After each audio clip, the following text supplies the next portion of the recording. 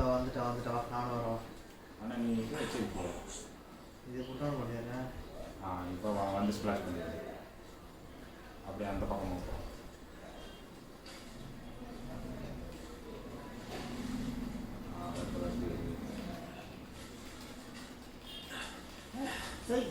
பிடிச்சிட்டேன். வா நீ இப்போ வந்து அதை எடுத்துக்கோ.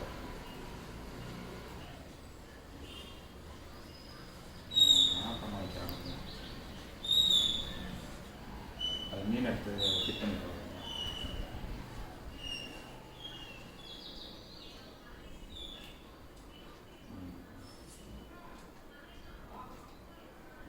அவ்வளோதானா? இவ்வளோ நேரம் தேவையில்லாமல் நான் வருத்திக்கிட்டு இருந்தேன்டா.